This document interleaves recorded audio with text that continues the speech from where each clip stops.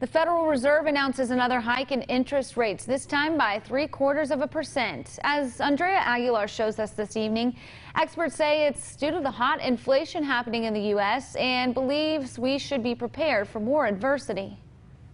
Interest rates are the highest they have been in 40 years. Financial advisor Gary Silverman says he saw this coming and says people should be prepared for more. We knew that the Federal Reserve was going to raise rates, and they have already, but by smaller amounts. Within the last few weeks, we knew a bigger rate hike was probably coming. So it wasn't a big surprise when it happened. We would not have predicted it 2 years ago.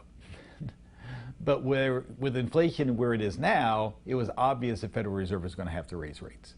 And some of that was already priced into both the stock and the bond markets, both of which will tend to move when the Federal Reserve raises rates. There were many factors which contributed to the Fed increasing interest rates, from Russia's war in Ukraine to last year's COVID lockdowns. The idea is we're dampening down inflation, or at least we're trying to dampen down inflation. This also does not happen instantaneously. This is going to take a while for the inflation to dampen down, and you may see further Fed increases to try to get ahead of it. As the cost for food, gas, and house prices keep rising, many people here in Texoma are seeing the effects. It has a strong impact on us also as like a common people. The wages are not enough to cover all the expense, every day rent rates go up everywhere, grocery, Walmart, everything. One of the struggles Omar faces today is to provide medication for his mom. A lot of medications, which is good, are very costly.